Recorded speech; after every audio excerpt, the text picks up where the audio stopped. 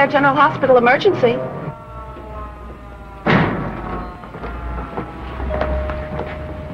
I'm Paul Messenger. Yes, Mr. Messenger. Dr. Carew's expecting you. Use the first elevator. Thank you. Say, ain't that the Wall Street guy, the bozo with all the dough in the world? Yes, it is. You know, he didn't even have on a diamond ring. Oh, diamonds on men are vulgar. I wish I was vulgar. Before we go in, Mr. Messenger, let me prepare you. Dr. Gillespie is an inspiration to the whole medical profession. But physically, he's worse off than most of his patients. His legs are hopelessly crippled. I'll take care of it, Dr. Carew, right away. I want to see Dr. Gillespie. I'm sorry, Dr. Carew. He has a patient. Well, but We'll wait.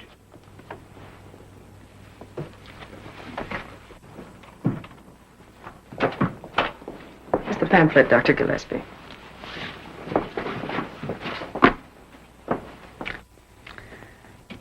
Mrs. Roberts, you're going to have a baby.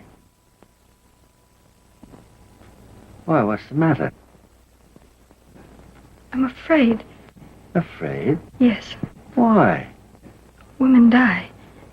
Well, suppose your mother felt that way about it. My mother had courage. I'm a coward. Mrs. Roberts, nature is a very wonderful thing. It takes the food you eat and changes it into the particular substances our body needs. If we break a bone, why, nature will provide the extra calcium to mend that bone. And if anything, it'll be stronger than it was before. You understand that, don't you? Yes, Doctor. Well, now, that's just what's going to happen when you have your baby. Nature will see that you have the strength and courage you need. Come on over here to the window. You see all those people down there? Those thousands of them? Yes. Well, the mothers of every one of those children felt exactly the same way you do. And so did their mothers. And those generations really had something to worry about, because we doctors hadn't progressed very far. They were in real danger. Maybe it sounds silly to you, this horrible worry. But I couldn't help it. My husband's worried, too. Well, you go on home and tell your husband you're going to be all right. With modern methods, we seldom lose a mother. And we've no case on record where we've ever lost a father. Thank you, Doctor. I feel so much better. Sure you do. You take this pamphlet and follow the instructions. Take good care of yourself. You come back here and see me anytime you want to. What's your first name, Doctor? Leonard? Leonard. Leonard. That's nice. Goodbye.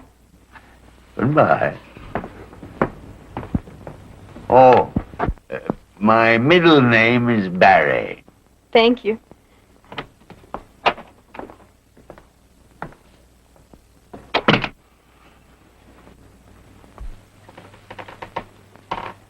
No, Conover, I won't let you have another nickel. Aren't you ashamed of yourself, an intelligent adult like you, gambling your wages away week after week? But someday I'm going to win it all back. Well, in the meanwhile, find another sap to borrow it from. Someday I'm going to sit down and prove to you you can't win money in a crap game. Get out.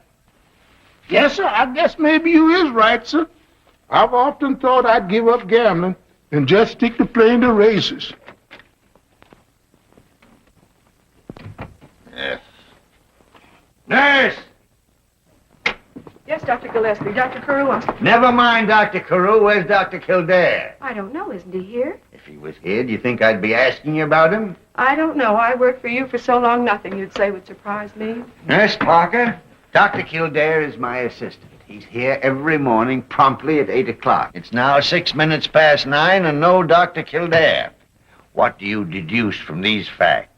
I guess Dr. Kildare's late. Oh, jumping Jehoshaphat. Will you find Dr. Kildare? Where shall I look? Well, where do you think he'd be? I don't know. You keep your stethoscope in the wastebasket and your checkbook in the bathroom. How should I know where to look for your assistant? Dr. Carew. If Dr. Carew wants anything out of me, tell him to come down here and ask me. Oh, he is here. Well, show him in. Show him in. Why didn't you say so? Yes, Doctor. Dr. Carew. Ah, Carew. Come in. Come in. Must be something very important that brings the head of the hospital here. Leonard, this is Mr. Paul Messenger. Paul Messenger?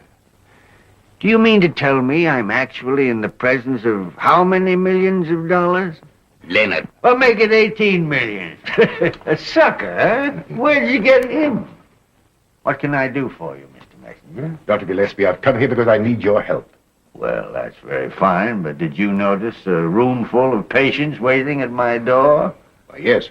I've only one rule. First come, first serve. Rich, poor, and in the middle. Leonard. Dr. Gillespie's quite right. I'm sorry. I'll take my turn. Oh, wait a minute. Wait. It might be 3 hours. I'll wait. Leonard, Mr. Messenger's a very important man. So am I. Let him wait.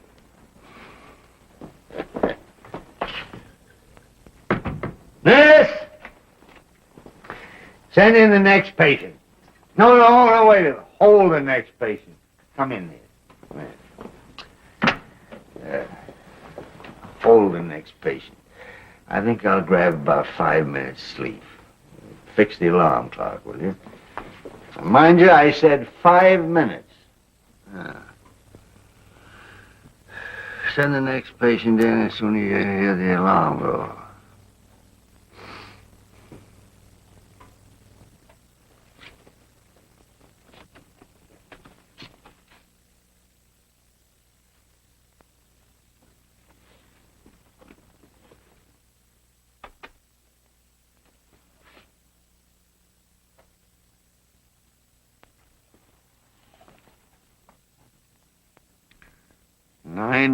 Past 9. That's a nice round time to come to work. I thought you were asleep. I never sleep. Seems I can't say as much for you. I guess it's the country boy in me. Now, listen, son. As my assistant, you naturally have certain privileges around here, but sleeping till noon is not one of them. Dr. Kildare. Well, Nosy, what do you want? Dr. Kildare's breakfast is here. Breakfast? I didn't order any breakfast. I did. You worked here all night, and I figured you'd need it. What's the idea, Jimmy? Getting those pneumonia statistics? They done? All done. Well, it's very plain you're trying to make it more and more difficult for me to get along without you. Trying to make it impossible. You have made it impossible, Jimmy. There's so much work to do and so little time to do it. Thank you. Oh, and you know, Doctor, when I finished medical school, I only knew that I wanted to do something in medicine. And I met you, and everything was crystallized. Now I have what I wanted. The privilege of working for you and learning it firsthand what only you can teach me. And carrying my work on after I'm gone. Won't be for a long while yet. Oh, that's not true. You know it. Nurse, next patient, please. Mr. Finch, sit down.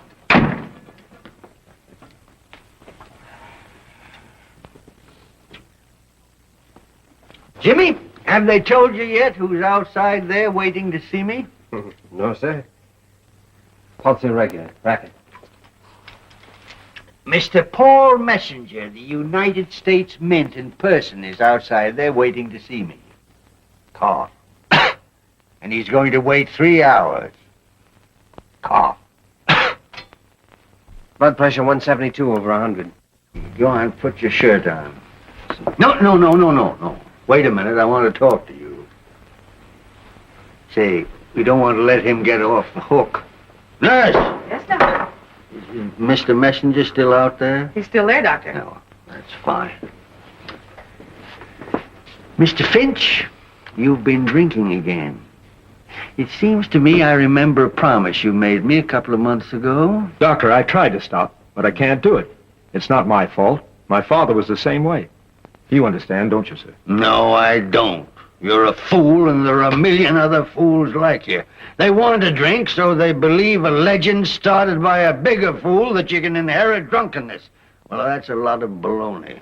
You can inherit a tendency toward diabetes or red hair. But if you drink, it's your own fault, and you can't blame your poor ancestors. But I always heard that... Yeah, and you were glad to hear it, because it gave you an excuse for sticking a bottle in your silly face. Now go on and get out of here. And don't come back until you've stopped kidding yourself. Yes, Doctor. Next patient. No. Bring in Mr. Messenger. Yes, Doctor. Mr. Messenger. Come in, Mr. Messenger. Come in. Sit down, Mr. Messenger. Sit down. This is Dr. Kildare, my assistant. How do you do? You know, there are still a lot of people ahead of me, Doctor. But there's not one of them I can charge as much as I'm going to charge you. That's fair enough if you can help me. Well, you look well enough, but I can find something wrong with you. Worst comes to the worst, we can always take out your appendix. What can we do for you, Mr. Messenger? Well, I came here to ask your advice about my daughter, Nancy. Oh, that's easy enough. Just bring her in, we'll have a look at her. I've tried to urge her for 6 months to see a doctor. Only two kinds of people don't want to see doctors. Those that know they're well and those that know they're not. Something has happened to her. It doesn't seem to be physical, and yet it must be, because she can't possibly have a care in the world. What you mean is that in 1,001 baffling little ways, your daughter's changed. That's it. That's exactly the situation. Just what kind of changes, Mr. Messenger? Well, she always was fond of dancing, but now she wants to go out all night, every night. Oh, that doesn't mean a thing. They call them jitterbugs. Jitterbugs, Dr. Gillespie. She's engaged to a splendid young man who adores her, and all of a sudden she's started to treat him abominably. Well, perhaps it isn't important, but when she sleeps, she keeps the lights burning. Well, that's bad. But there's not a thing in the world a doctor can do for your daughter if she won't see him, Mr. Messenger. You were just about my last hope. I'm going to let you have Dr. Kildare. Jimmy, tonight you disguise yourself as a potted palm or something and find out what's the matter with Miss Messenger. If it takes all night. If it takes 12 visits, or 100. Excuse me, the expense isn't important. Oh, but 1,000 lives a month are important. Tomorrow, Dr. Kildare and I are starting out on a long-planned experiment. This is sulfapyridine. Before it was discovered, the death rate of pneumonia was 25%. Sulfapyridine's brought it down to 7%. My wife's one of those 25%. Well, tomorrow, Dr. Kildare and I are going to start trying to find out why those 7% still die. I understand. I'll send my car for you at 8 o'clock. Goodbye. Goodbye, sir. And thank you both.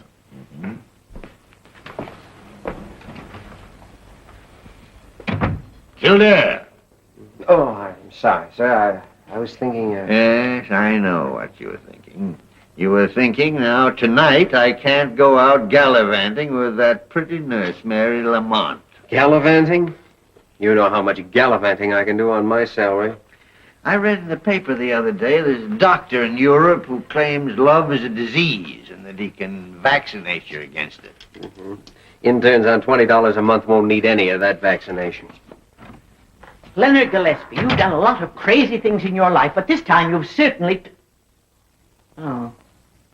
Well, what are you stalling around here for? Go eat your breakfast. What do you mean, busting in on me like that? You can't have anything confidential to tell me. I know everything that everybody's doing in this shooting gallery, especially the things they're trying to hide. I mean, you have a lot of stooges telling you things. Molly, you hurt me.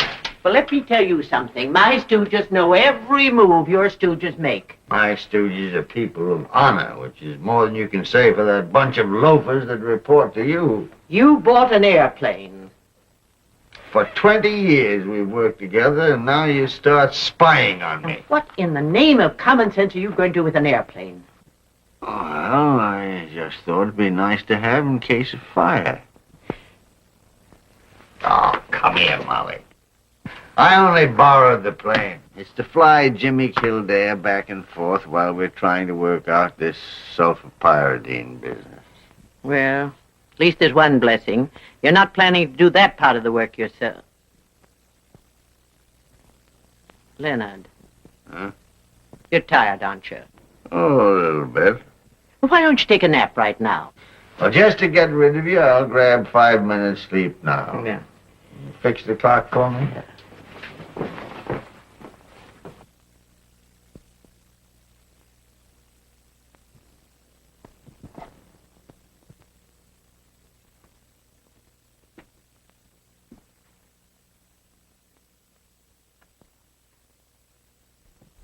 Dr. Young wanted in surgery. Dr. Young wanted in surgery. Dr. Young wanted in surgery. Dr. Young wanted in surgery. All right, come on, fellas. Where's my hat? Hat? Yeah, quit clowning. Where did you put it? Have you a picture of the hat, Dr. Kildare? Well, is there a hat? Our records show no entry of the hat in this hospital. Where's my hat? It was never x-rayed. What was wrong with your hat, Dr. Kildare? Did it need an operation? Say, why don't you try the maternity ward? Maybe it's going to have a little baby hat. All right, you asked for it, so don't blame me.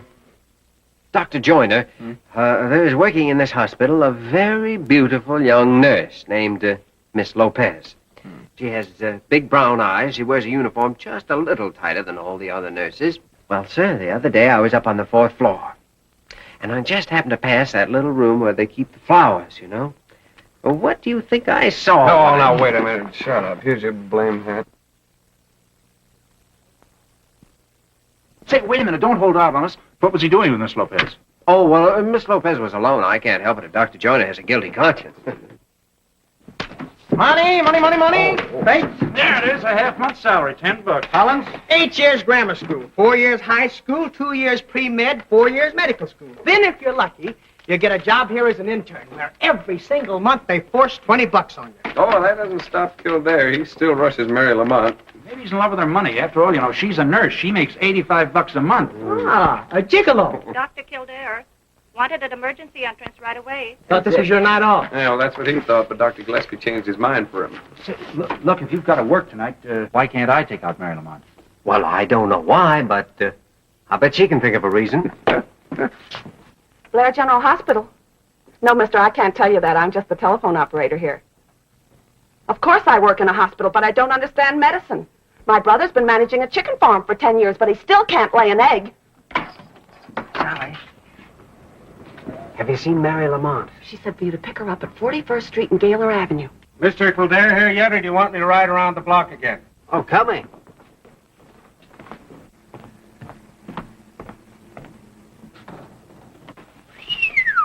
Where'd he get that bus? It was the first prize in a mind-your-own-business contest.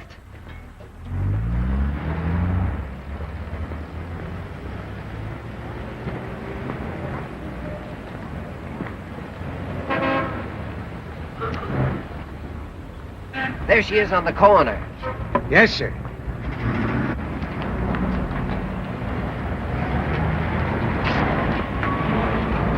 Hello, cutie. Hey, you in the blue hat. How about a little ride, sugar? Listen, you half-baked street corner Romeo. If I ever decide to take a ride... Oh, Jimmy. Oh, I'm sorry. I didn't recognize you. I thought I saw a pretty girl and I was trying to grab her off. Sure, grab her off, rush her to the hospital, and take out her tonsil. Yeah, step in and find out different. Just a minute, young man. What do you think you're trying to get away with? Picking up girls on my beat. Oh, I wasn't picking up any girls. Don't tell me. I heard every word you said. Can I ever meet my boyfriend without you sticking your nose in? Besides, how do we know you're an officer? Well, because I'll fight it out among yourselves.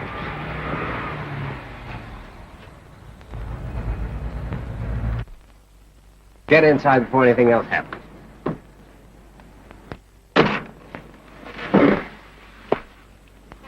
Well, I suppose the car ought to slay me, but I bet it belongs to one of Gillespie's rich patients. I'd have borrowed his yacht, only it wasn't raining. Oh, I'm awfully sorry I have to work tonight, Mary. That's all right, Jimmy. I guess there's nothing we can do about it. You're a nurse, you know there isn't. I'm sick of being a nurse. The next time I'm born, I want to be a pretty thing with an empty head and a cash register for a heart. Well, you can always quit the hospital, can't you? Why don't I? I don't know. I guess because you're crazy enough to want to be a nurse. You're a little crazy yourself, you know. I know it isn't ethical to ask a doctor about his patients, but where are you going? Well, it isn't ethical, but I can tell you this. It's 53 blocks to the home of the gent that owns this car.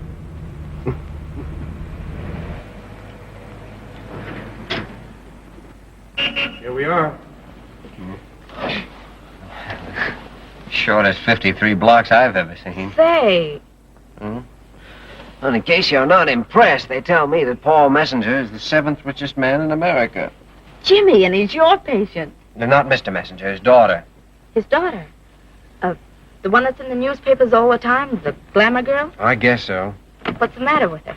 That's what I'm trying to find out. Good night, Mary. I'll wait. Oh, well, I don't know how long I'll be. Well, my evening's ruined anyway. I might as well wait. But it might take hours. You aren't going to operate on the girl, are you? He doesn't even know I'm a doctor. Say, what is this? Nothing. Well, as a matter of fact, Dr. Gillespie said to find out what was wrong with her if it took all night. All night? Yes, well, it's all right because her father knows I'm going to work on her. Oh, her father knows. Yes, you see, she's been acting peculiarly of late, and Mr. Messenger doesn't care what lengths we go to as long as we fix her up. Well, I've heard a lot about how debutantes carry on, but I've never heard of one having her father's permission. Now, stop kidding me. You mustn't be prejudiced against Miss Messenger just because she's rich. You mustn't be prejudiced just because she's young and beautiful. Blair General Hospital, please.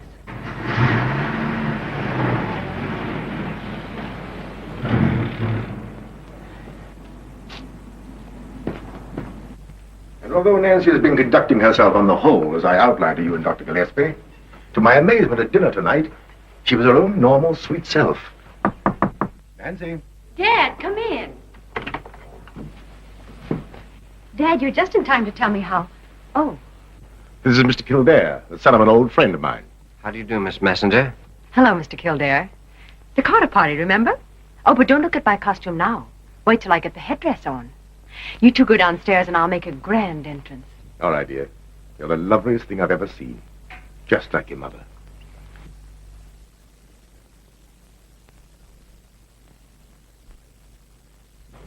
Yesterday, she said she wouldn't go to this stupid fancy dress party under any circumstances. Let's wait and see. Don't shoot, Mr. Messenger. It's me, Charlie. If there's ever any doubt in your mind about my loving your daughter, remember I put this outfit on because she wanted me to. Well, once for love, I went out as the back half of a horse. Mr. Kildare, Mr. Heron, my daughter's fiancé. Mr. Kildare, how do you do? Why, Nancy. Excuse me. Hello, Nancy.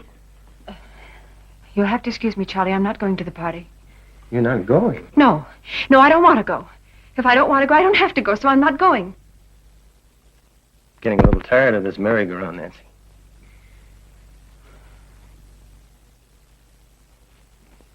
Good night.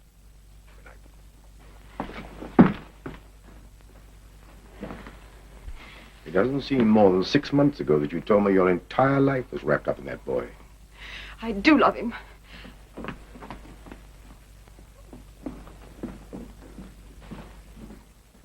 You see? Now what? I don't know. Now, I suppose the lights will be blazing all night in her room, and I'll be pacing this floor wondering how I can help her. Mr. Kildare, you must think me a pretty terrible sort of person. Why, no. Dad. That's all right, Nancy. Well, as far as I'm concerned, there are no excuses necessary. You're very kind. Why, not at all. If you don't want to do a thing and you don't have to, why should you? Them's my sentiments, anyway. Of course. Only, sometimes it's a little hard to explain. Then why try? You know, back home in my father's office, there's a motto hanging that says, never explain. Your friends don't need it, and your enemies won't believe you anyway. Do you get away with it? Well, I seem to. At least I never make a date in advance. I didn't even tell your father I was coming here this evening. Simply because I might have suddenly wanted to change my mind and go out and come home with the milkman. You see, Dad? I know exactly how you feel. By the way, what kind of a milkman do you have on this block? Very charming gentleman. Well, Why can't I meet him? Wait right here. I'll slide into a dress. Remember, Dad, it was his idea and you brought him here. I see what your plan is, Doctor. But haven't you been able to arrive at any immediate conclusions? Only the obvious ones. She does love Heron. She's heartbroken at what she's doing to you, and she's doing her best to seem perfectly normal, but, Mr. Messenger, this is a very delicate point, but I must know. Did your daughter ever have any reason to hate her mother? Hate her mother? Nothing could be further from the truth. Why do you ask? Well, no reason now. Well, remember, this party's on me.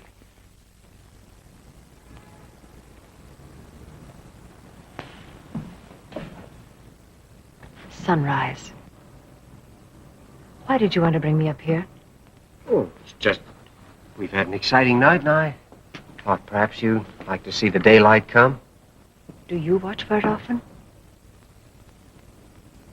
Yes. Yes. Wouldn't it be a wonderful world if it were always daylight? I've thought of that. It's funny how the night affects some people. Me, for instance. I don't like it.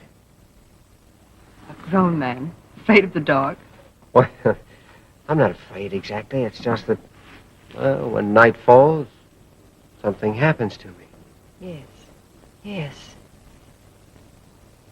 Look, if you're going to stay in New York, will you come to see me? If you want me to. We've been out since 9 o'clock last evening. And you've never once looked at your watch. You may not know it, but you get along with me better than anyone I know. Anyone excepting Mr. Charles Heron. There's no one on earth like Charlie Heron. Oh, I could see you felt that way about it. When's the wedding?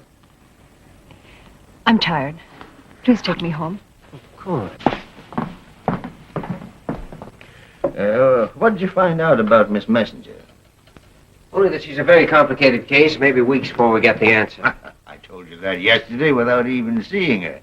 I don't suppose you found time this morning to read the weather reports? No, sir. Well, that cold polar wave we've been waiting for has reached Canada.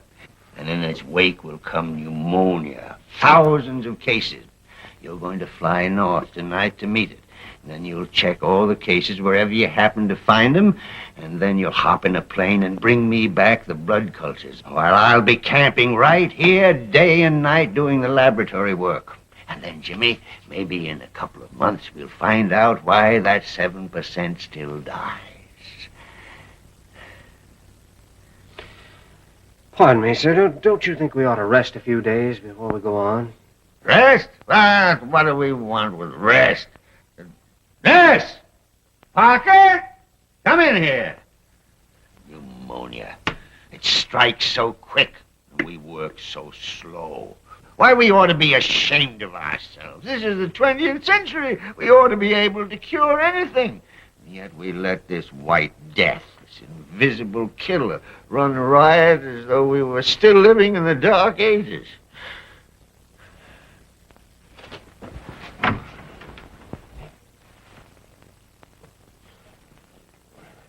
Get me a hypo of adrenaline, quick.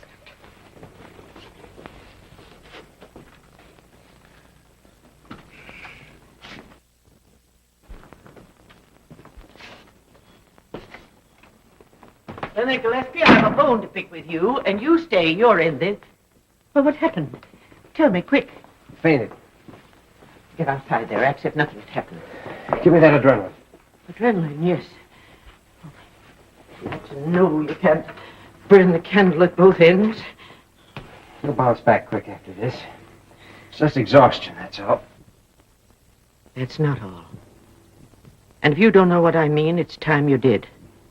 You know, too. Oh, I know everything about him. When you were running around in diapers, I was watching over him, listening to him recommend 8 hours of sleep for everyone else and get along with 2 himself. His legs were good once, but they wore out, trying to keep out with his willpower.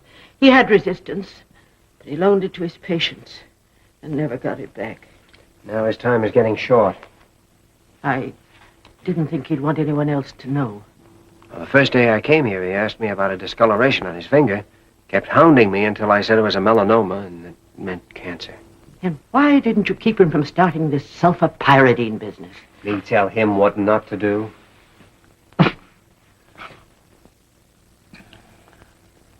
What's going on here? You gave me a hypo, didn't you? Yes, sir. Adrenaline. Good enough. What are you fussing around me for? Well, I came in here looking for trouble, and I found it got here ahead of me. You go on back to your nurses. Not till you quit talking and go to bed. Oh, so you're a doctor now, huh? When did you start practicing? Kildare, call Dr. Carew, will you? Carew? Sure, he's the best doctor in this bowling alley. That's the reason he's head man. He'll have me skipping rope in 5 minutes. Dr. Carew, this is Kildare. Dr. Gillespie has just had a slight collapse. He wants you immediately. Collapse? I didn't have any collapse. I got the constitution of a horse. I just get tired once in a while. Well, even a horse gets tired. I'm going to send your patients home. Come back here. I'm going to send them home. When I see you skipping rope, I'm going to run around town with a basket and collect them again. Dr. Gillespie will see no one today. Everybody will be notified about new appointments. Yes, Miss Bird. 25 years ago, I took you out to dinner. I might have known that sooner or later you'd take advantage of it. And you shut up, or I'll tell Dr. Kildare how you tried to put your arm around me in the lunch wagon.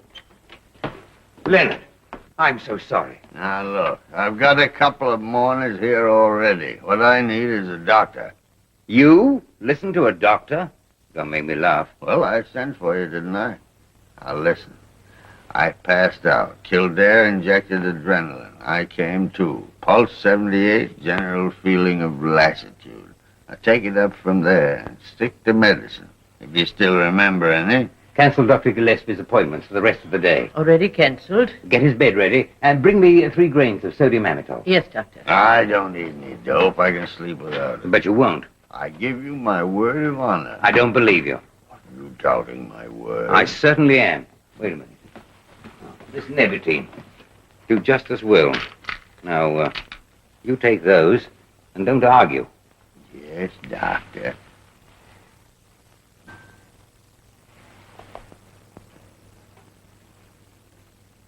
Now go to bed. You're too late, Miss Efficiency. Our corner druggist here gave me something just as good. Well, that's fine. Then off to bed you go. Take your hands off my chair. Conover! Now get out of here, you meddling female, and never dare to show your nose in my office again. You're fired. I am not. I don't work for you. I work for the hospital, thank goodness. Well, then what are you doing in my office? Go on, beat it. Get into bed, Conover. Conover, don't you pay any attention to No, her. sir, I won't. Why, you disloyal, miserable, double-crossing... Yes, sir, that's what I am, but you's going to bed. Well, I better get my own work cleared up, just in case. Oh, by the way, Kildare, Mr. Messenger rang me up this morning. From his daughter's mood, he feels sure that, with a little time, you might gain her complete confidence. Dr. Carew, I understand. Naturally, you don't want to think about anything else at a moment like this. Of course, I don't have to tell you that any hospital is like a family of children, always out of the elbow, with winter coming on, no coal in the cellar. And Mr. Messenger's a very rich man. Dr. Carew. You're perfectly right. Forget about it tonight. We'll talk about it later.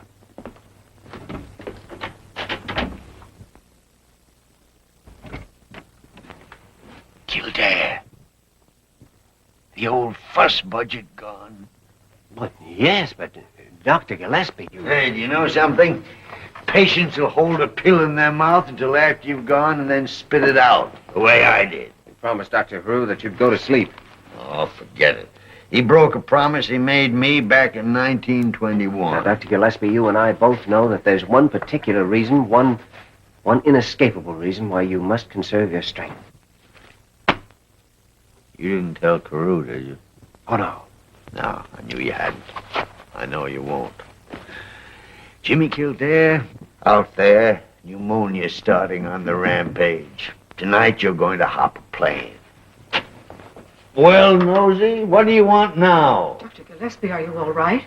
A full report of my mental and physical condition will be made out for the files. I'll see that you get a copy. Yes, Doctor.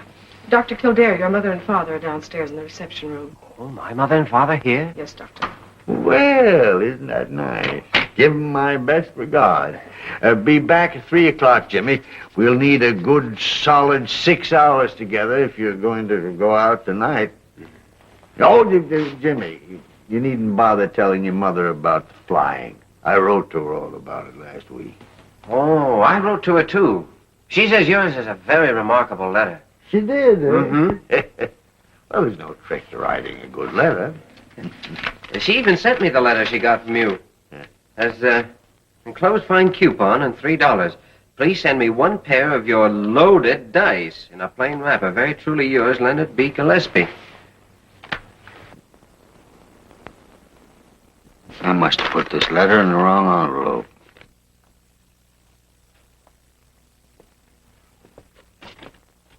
Oh! Mother. Hello, Dad. How are you, Jimmy? Oh, fine. Gee, this is a treat. I knew I needed something. Now I know what it was. Let me get a good look at you. I brought your heavy overcoat, your winter underwear, and a chocolate cake. Don't let her kid you, son. The cake is for herself. Oh, don't tell me I know. I sent her a wire this morning. Happy birthday, Mother. Well, what are you two doing in New York, anyway? This trip's to see the fair, and it's my birthday present from Father. And we wouldn't have been able to make it if Jerry Coburn hadn't sold his farm and paid for that baby he had in 1927. Well, what about his ulcers? Did he ever pay for those? Don't start that again, Jimmy. That's all I heard on the way down here. I made Father buy a new suit, too. See, he's getting stout. Where do we celebrate? How about Mike Sullivan's Cafe? Swell food, right across the street.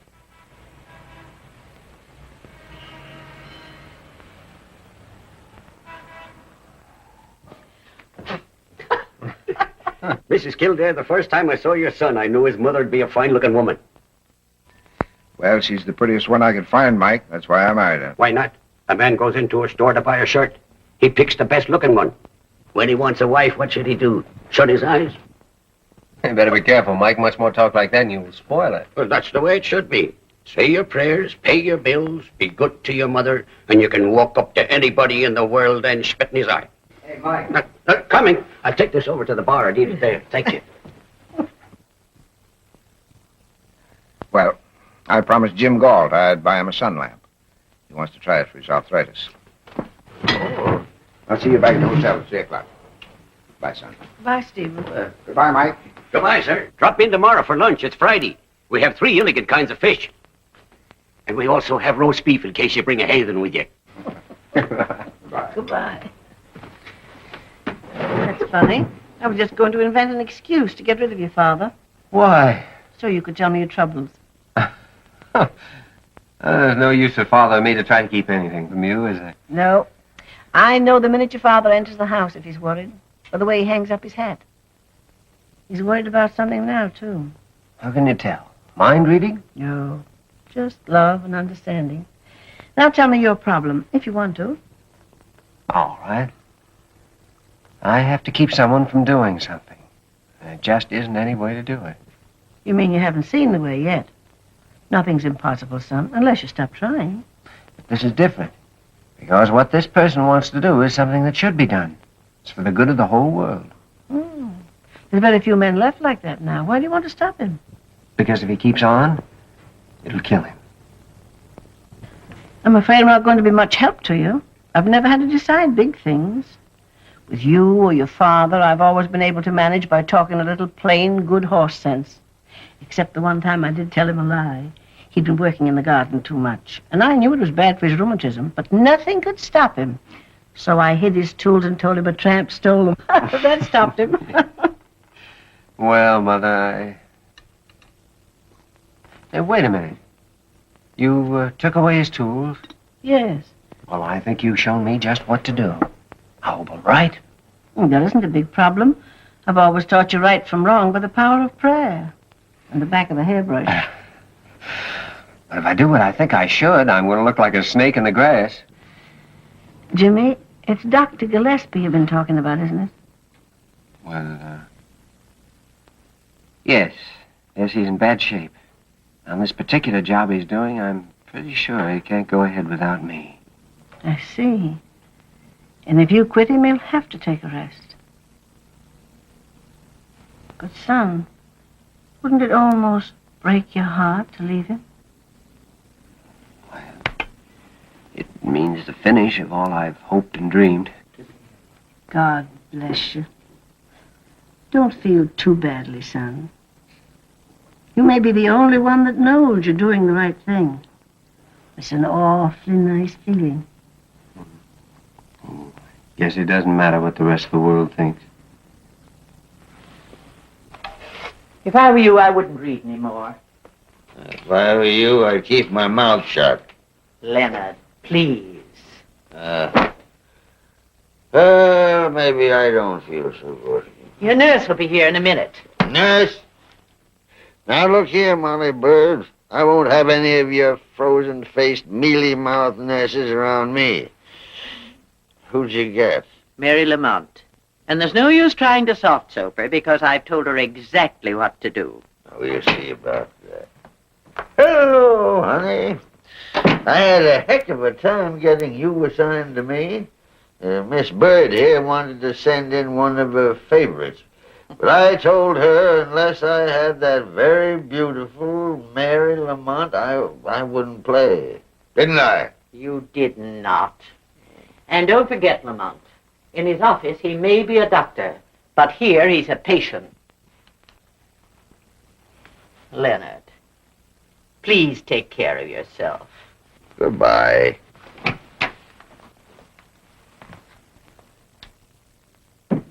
I'd like a cigarette, please. Never mind that, Chard. Give me a cigarette. No cigarettes. Are you going to mind me or that fool piece of paper? No cigarettes. Now, look here, Mary. You're a very nice girl, and I like you. I'm going to give you a little advice. The great secret to being a successful nurse is to obey the rules, but at the same time keep the patient happy.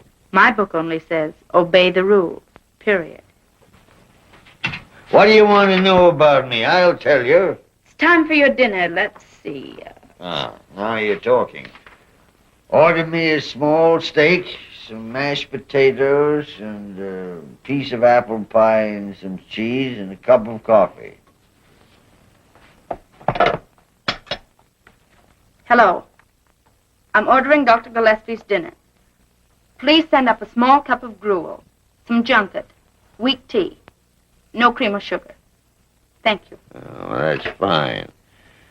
And after dinner, you might order me a postage stamp. I'd like to do a little reading. What do you expect to do with that thing? I'm going to take your temperature. Any temperatures taken around here, I'll take them. What are you laughing at? Something you said last week. There's no patient in the world as ornery as a sick doctor.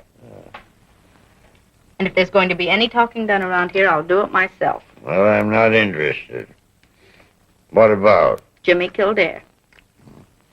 I might have expected that. 98. Write it down. Say, what are you writing there? Temperature uncertain. Patient stubborn, bad-tempered, and childish. That. What about Jimmy Kildare? Well, you should have heard him talk this morning. He was spending a multimillionaire's money last night. A steak sandwich, $2. And what does Jimmy think? Boom. There goes a couple of shirts. $5 to the waiter. Bang. A new pair of shoes. Will the orchestra leader please play Boop Boop a Doop for Miss Nancy Messenger? Give him $20, Jimmy. Wham. Suit of clothes. With an extra pair of pants. Throwing all that money around last night and next morning coming back to $20 a month. After all, everybody's human. Not everybody. You're right. You're not. The way you treat Jimmy, Dr. Kildare, taking away his evenings off and working him 18 hours a day. Well, I work 18 hours a day.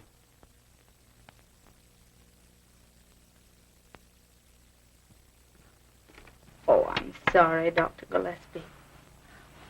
I shouldn't be talking to you like this when you're not feeling very well.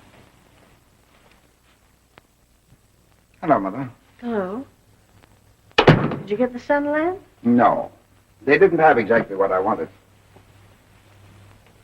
Jimmy looks fine, doesn't he? Yes. I've never seen him look any better. Stephen, when you suggested coming down here, I thought there was something the matter with Jimmy, or that he was in some kind of trouble. That you two were keeping it from me. You know. Don't tell Mother. She might worry. Nothing like that at all. I know that now. Well, you feel better? No. Because now I know it's you. Me? You've been unhappy for days. If it isn't Jimmy, it must be you. Why don't you tell me? You're going to in the end anyway.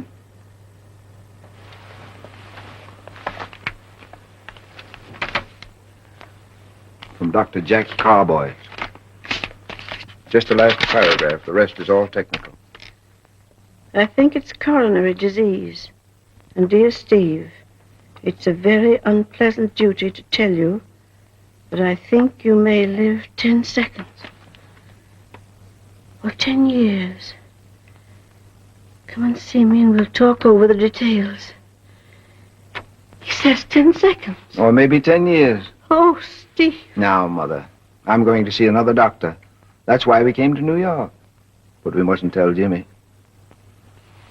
Martha, we've been married a long, long time. And every day has been a happy one. I'd hoped that it might go on for 20 years more. You're not going to be foolish enough to tell me that you don't mind dying. So that we can think of some philosophy that will make it easier for either of us. No, dear. I just wanted to say that medicine might not do any good, but we know that tears won't. But there is one thing left. The same help and comfort we got the night that Jimmy had typhoid fever. And we waited, not knowing. You remember? I remember. He marks the sparrow's fall. Stephen, I'm going to take you to every heart specialist that's listed in the New York telephone book. I know he marks the sparrow's fall. But I remember, too, that the Lord helps those who help themselves.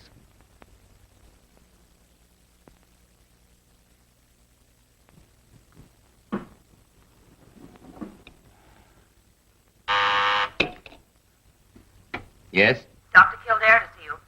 Send him in.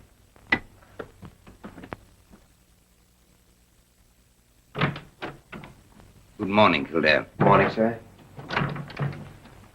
Dr. Carew, what have you done about the messenger case? Nothing at all. I'd like to take it. You would? Yes, sir. I think it's too big an opportunity to miss. Oh, but does Dr. Gillespie know? No, not yet.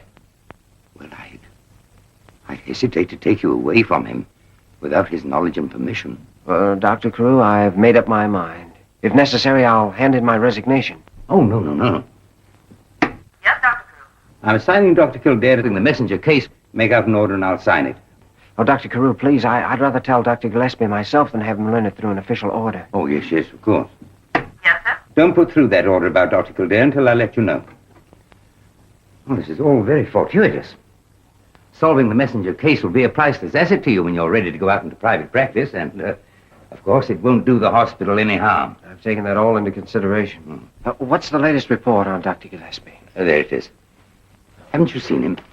No, Nurse Molly Bird asked me not to go in. We're not very happy about his condition. I can see that. Wait outside, Mary. I don't want you to hear what I got to say to the head of your hospital. What's this I hear about you taking Kildare away from me and putting him on the messenger case? Why, who told you? Oh, I knew about it before the echo of your voice giving the order died away. What have you been saying to my boy? I've told you 10,000 times to run your hospital and let my office alone. There wasn't anything he said, sir. I made up my own mind. Yeah, that's absolutely true, Leonard. Get out of here.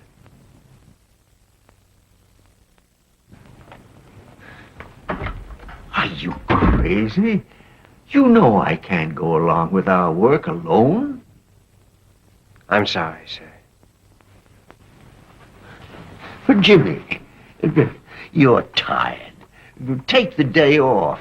Go out and get some relaxation. You'll feel differently about it tomorrow. No. Messenger's too big a chance to give up. Oh, I don't see any reason why I should go on working 24 hours a day on something that won't pay me a cent when I can get in with one of the richest men in New York.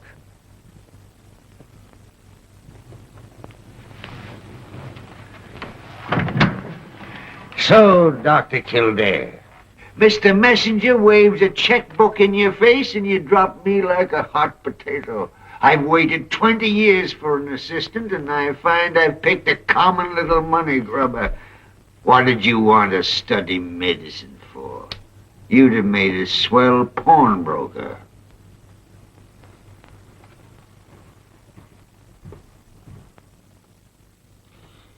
Mary. Take me back, will you? I'm tired.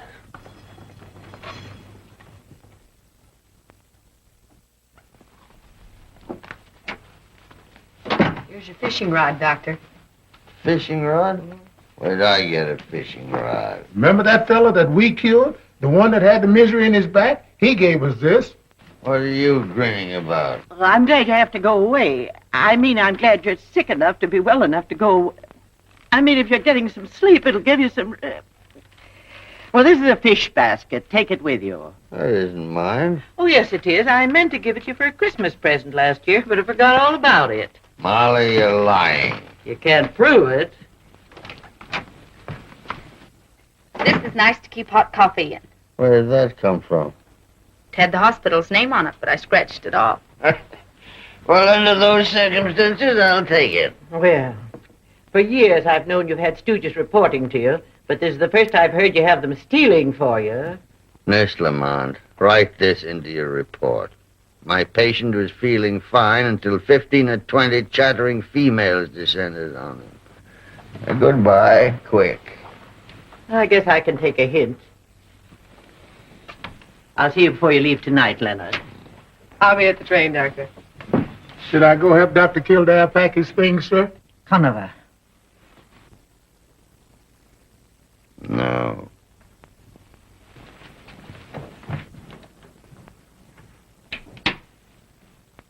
The idea, after all you've done for him. Leaving you for a hypochondriac debutante with blonde hair and lots of money. Another count he heard from.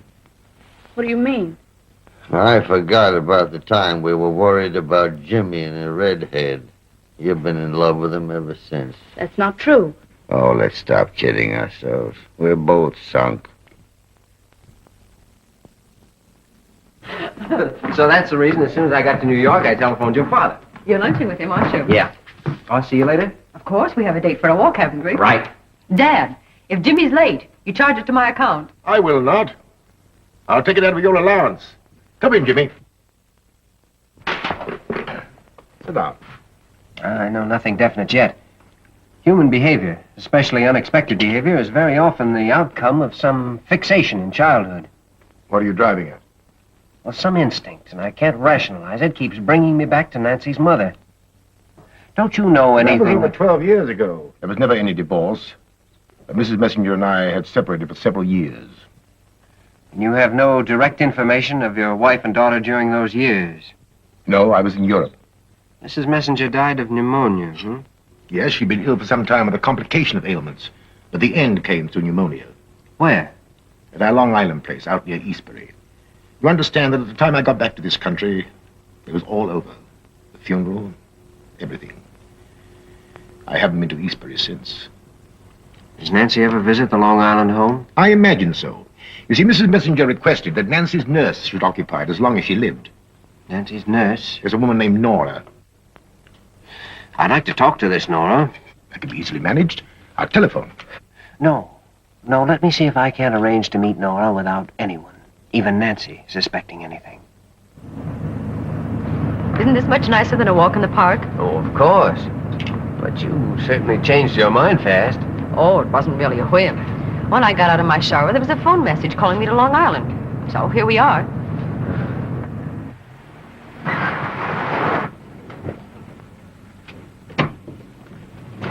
There's the house.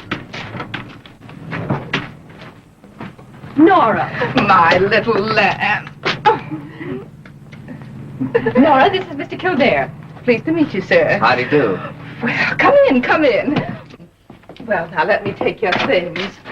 Oh, my. This is the nicest surprise I've had since the last time you came. Surprise, Nora? Why, it was your message that brought me. What message? I didn't send you any message. Well, that's funny. What did the message say? Said to come to Long Island immediately. But maybe they took the message wrong. I'll ask the servants when I get home. Well, old fella. Well, what's wrong with you? Poor thing's been limping around here for a week. Oh. Well, Pete, you have a bad shoulder there. You found out quick enough. I just happened to hit the sore spot. Looks to me like you were asking questions with your fingers, the way doctors do. Well, what's wrong with doctors, Nora? What's right with them? Nora. They stood by and let your mother die right before your eyes, didn't they? Nora, please. I'm sorry, darling. What's the matter, Nancy? It's one of those headaches again. Headaches? Well, how long have you been having headaches? I don't know. For months. Nancy, are you going to keep on tearing yourself apart with these headaches? Or once and for all, are you going to see him? I don't know. Him? Who's him, Nora? A doctor? No, he's too good to be a doctor. He cures people instead of letting them die. Friend of yours, Nora? Mr. Archley's a friend of everybody who believes in him. Nancy, you must see him. Now, today. When the blindness comes, even he can't help you. Nora, don't! Nancy. Nancy, why not do as Nora says? Oh, what's the use? Nobody can help me. Please, Nancy, I'll go with you. Just come and talk to him. Well, I don't know who the man is or what he can do, but every day miracles happen that no one can explain.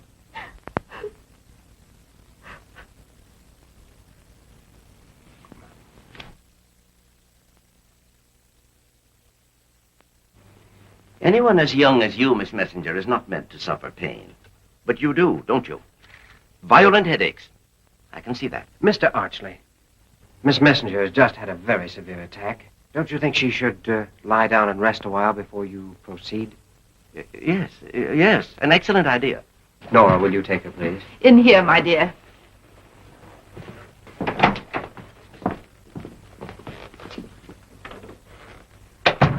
What was your idea in doing that?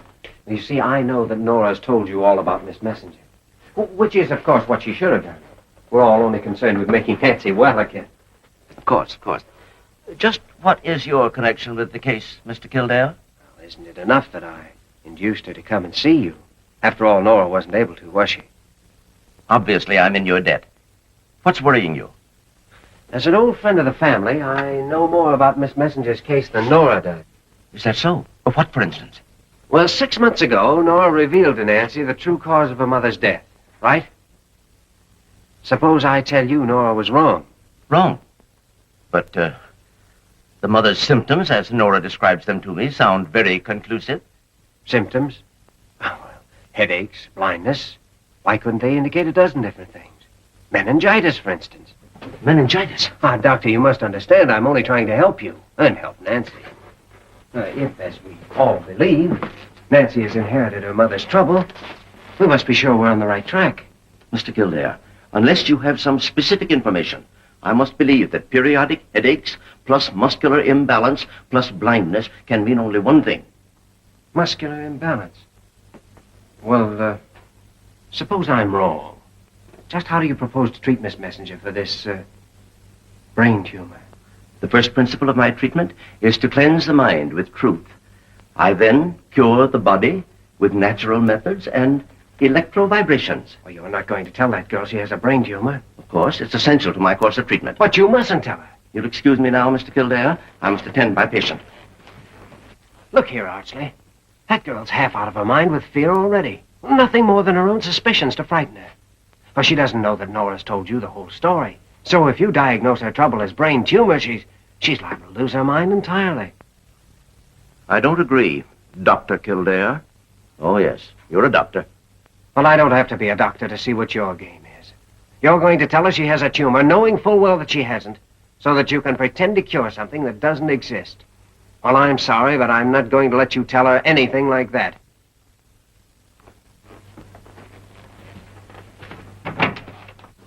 Nora, Miss Messenger, I'm convinced I can bring you back to perfect health. But Dr. Kildare here seems to think differently. Doctor. It's true, Nancy. I'm sorry you had to learn it this way. There's no use keeping it a secret any longer. I'm a doctor. You, Jimmy. You a doctor. Enough of a doctor to know that you're not going blind and you're not going to die. Because you don't have a brain tumor. No. Nancy, I'm a pretty good doctor. And every instinct I have tells me there's nothing wrong with you. Nothing but grief and fear and brooding imagination. Since you're a doctor, you oughtn't be the one to drive this poor child stark raving crazy. Did you mean that? Hasn't she got any tumor?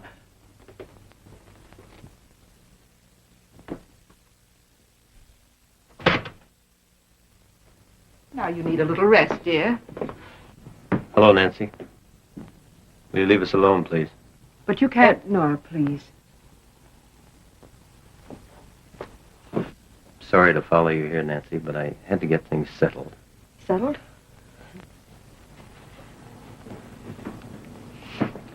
You realize, of course, that you haven't let me see you for a week, although I've called at the house at least every day.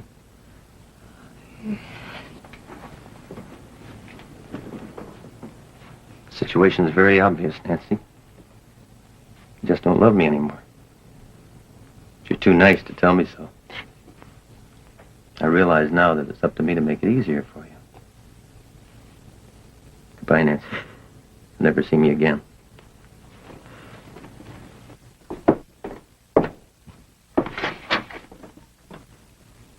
I'll never see him again.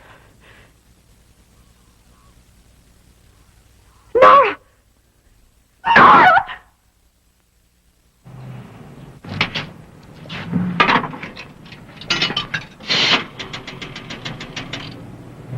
Emergency call, Blair General Hospital, New York City. Oh, hello, Dr. Kildare. No, Joe Wayman's not on duty tonight. He finally promised to buy me a dinner, and he didn't seem feverish when he said it either. Hey, did you say Oh, Dr. excuse Kildare? me, Doctor. Here he is. Hello, Doc. This is Joe. Oh, Joe. Joe, I'm in a spot and I need action. I want you to bring me an ophthalmoscope and a perimeter out to Long Island right away. Yeah, grab the first bus. I'm on my way. I didn't have anything important to do tonight anyway. Where are you? Okay, Doc. I'm sorry about that dinner tonight, Sally. My system must be wrong. Other girls get diamond bracelets, and I can't even promote a cheese sandwich. That bus is usually right on time here? On the dot. Take it easy, brother. You got 25 minutes yet. There's the bus schedule. Fire. Hope it's my house. Just paid the insurance yesterday.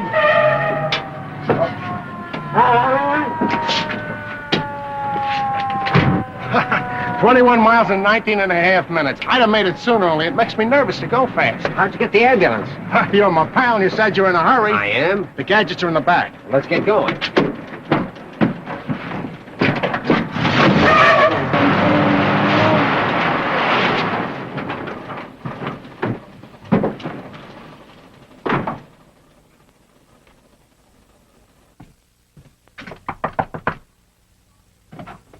No, Go away, Doctor. I have to see her. You're not going to. But she hasn't a brain tumor. I'm positive she hasn't.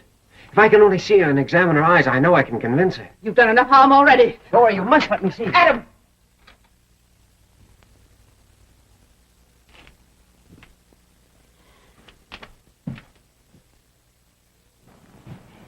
Well, baby, the moment we got that phone call, I knew I'd be needing you. Oh, excuse me a minute, Doc. I want to take a look at that back tire.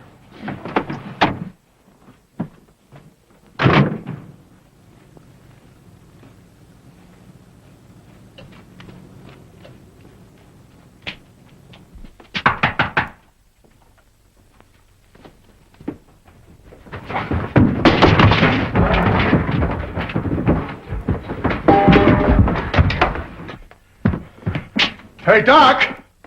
Doc, how do you like that? These yokels don't fight fair. This guy tried to pull a hammer on me.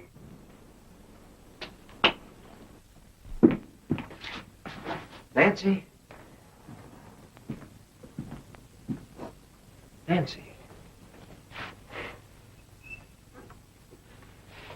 Look, I know how you feel about me, but I want to help you.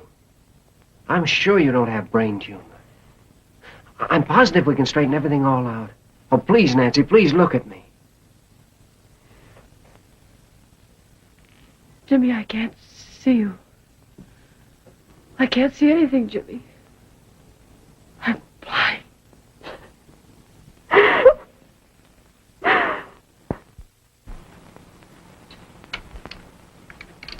Conover, you realize that every year millions of men abandon their sweethearts and wives and families just to go fishing? Any excuse is better than none. And what have they got to show for it? This. Throw 'em back in. Do unto others, you'd have 'em do unto you. Amen. Fish don't agree with me anyway. You call this a vacation, Conover. I wish you wouldn't move that umbrella so the sun hits my neck through that hole. Sun do you good. Violet rays. Oh, violet applesauce. Too doggone healthy now. If you hadn't come on this year vacation, it's 2-1 right now. I'd be walking slow behind you. Why, I'll bet you. Conover, betting is gambling. And gambling is illegal.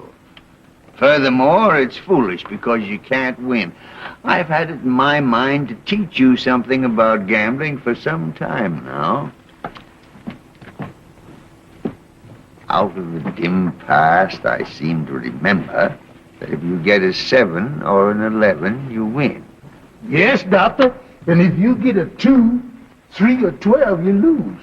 I'll roll you for $1. Ain't it?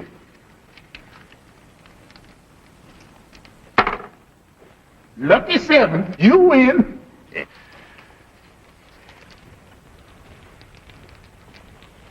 Let me breathe on him once for luck. Go on, breathe away.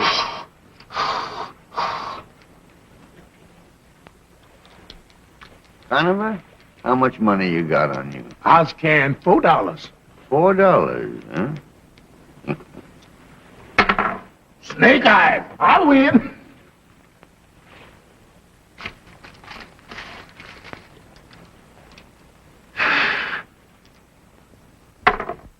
Double 6s.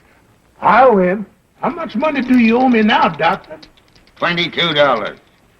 Now that shows you what a fool a man is to gamble. Those dice I brought with me are crooked. Still I couldn't win. No, Doctor. Here's your dice. I switched on you when I breathed on them.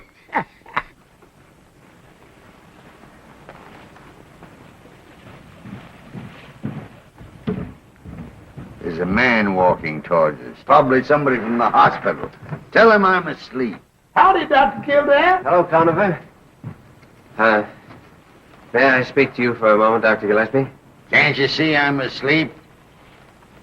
I hate to be a nuisance, sir, but, well, I'm at the end of my rope. So you hung yourself, huh? Well, it's about the messenger girl.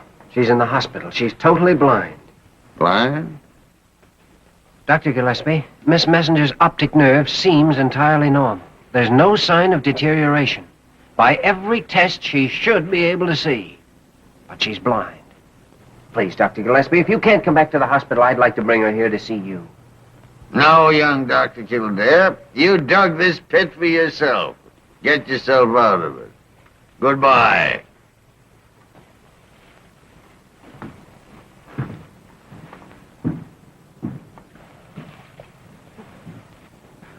When's the next train leave for New York?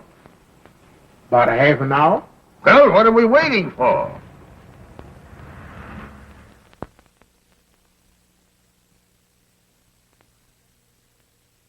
My lecture today deals with the type of human suffering that invariably baffles a young doctor. And a great many old doctors as well. This is difficult to diagnose because it conceals itself under the symptoms of every known disease.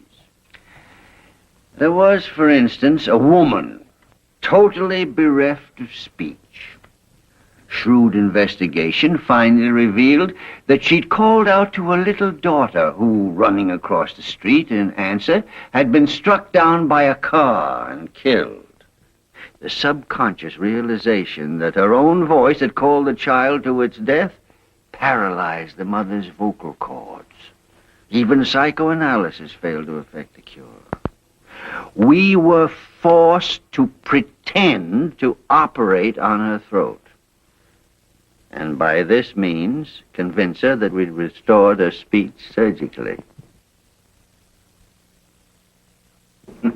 Evidently, Dr. Kildare regards our kindergarten as beneath his notice. Who is it? Dr. Kildare.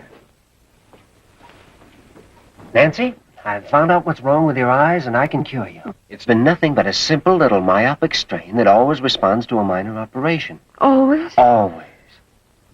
Next patient.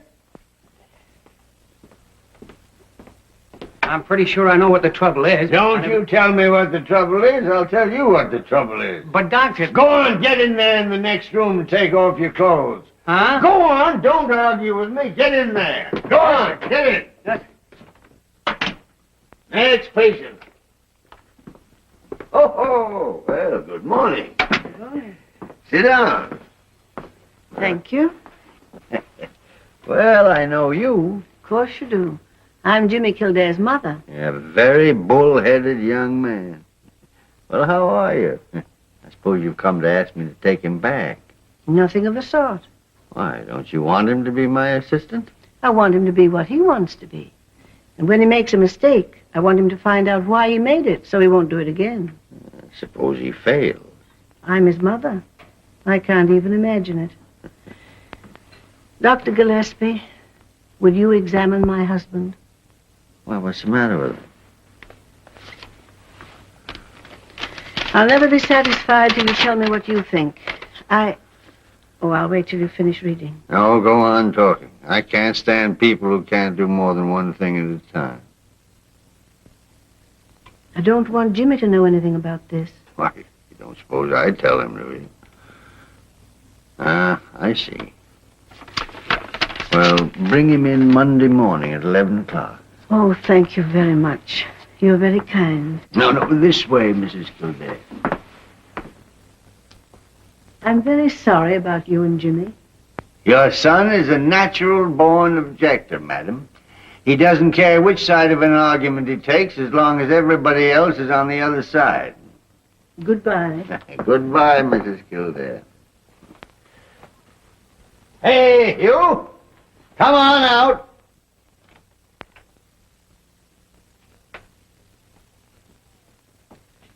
Now I'll listen to you. What's the matter with you? Nothing at all. I never was sick a day in my life. I just come here to repair your telephone.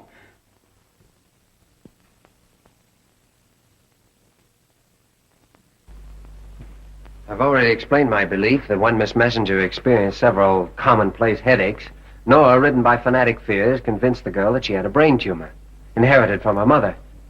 But now my conclusion is that the factor which directly induced Nancy's mysterious blindness was Mr. Heron's words, "You will never see me again." Will you come in now, please? Has Dr. Kildare made it clear that Miss Messenger has been led to believe that an operation has been performed on her for a trivial eye ailment? Yes, oh yes.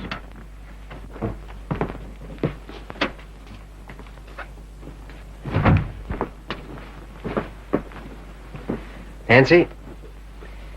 Nancy, I'm going to take the bandage off, and you're going to be able to see. And you'll know, as I know, that there isn't a single thing wrong with you now. I'll believe everything. If only I can see. Well, I'm so sure of it that I've arranged a little surprise for you. Surprise? Mm-hmm. The first thing you'll see will be, Nancy. Charlie.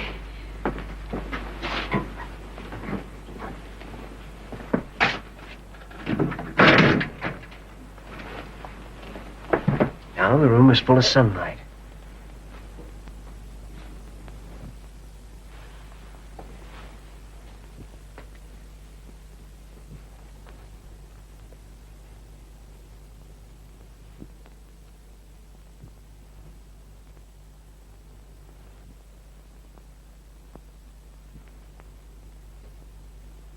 Charlie.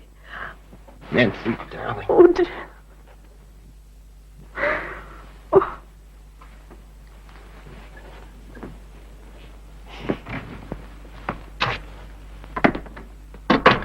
Thank God. Fine work, Doctor. We'll talk about gratitude some other time.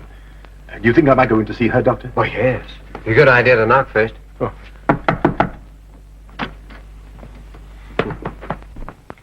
Dr. Kildare, Dr. Gillespie would like to see you at once.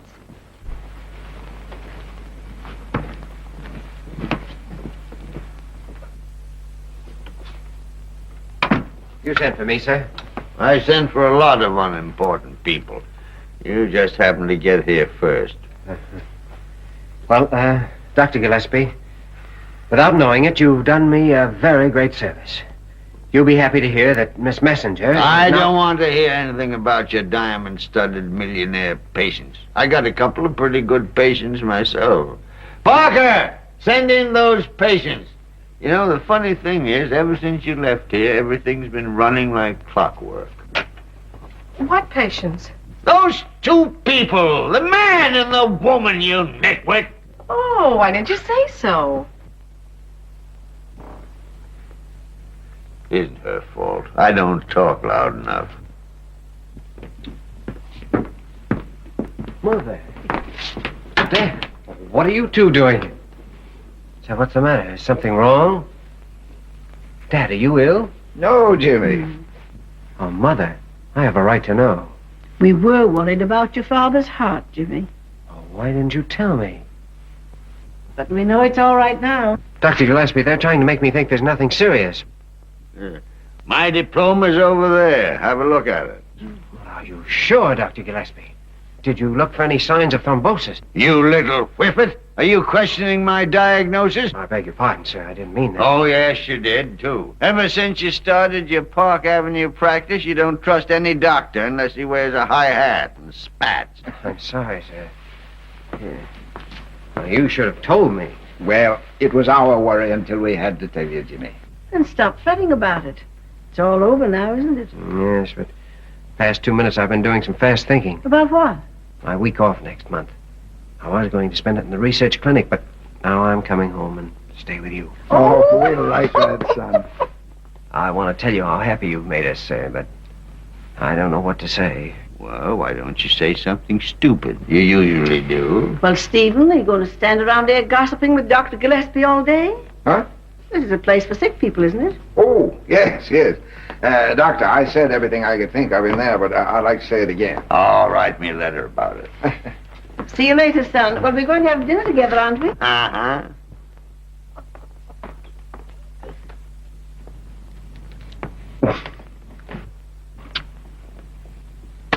Goodbye. Bye, son. Now, let's see. Who are you? Oh, yes, I remember. An Irish pawnbroker named Kildare. I'm still grateful for what you've done for my father. Are you still here? Well, I just want a minute more, sir. The messenger girl is cured, thanks indirectly to you. To me? Yes, and to the happy coincidence that your lecture gave me the clue.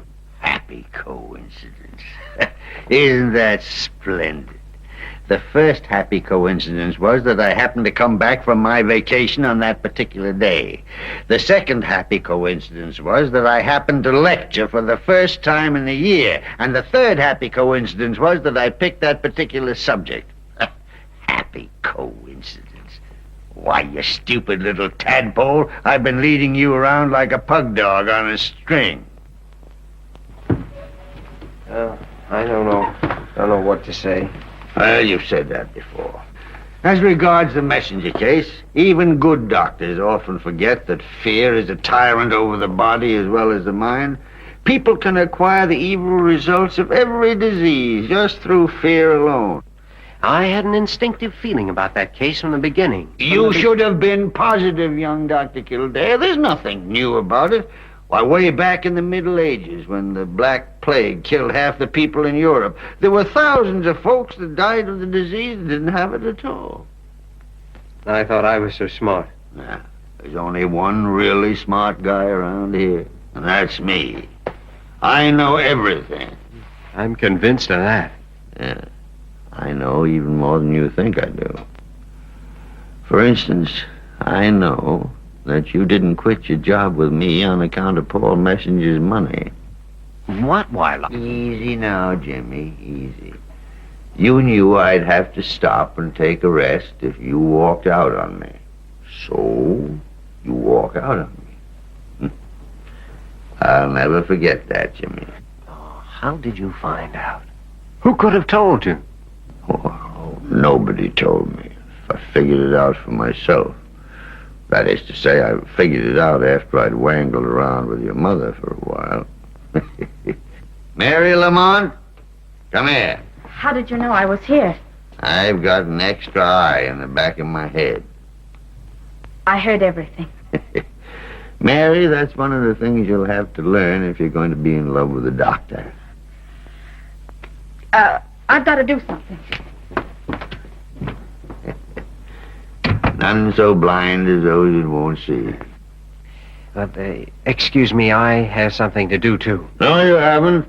Tonight you've got a date with an airplane and a bottle of sulfur-pyridine.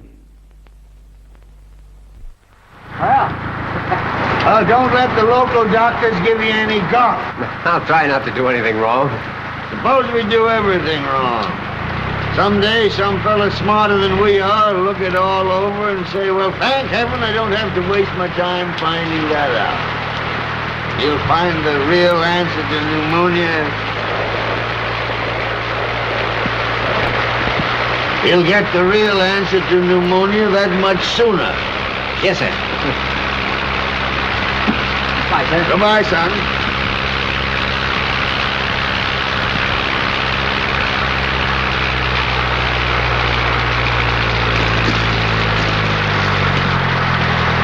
Hey, you nincompoop! Look out what you're doing with that umbrella!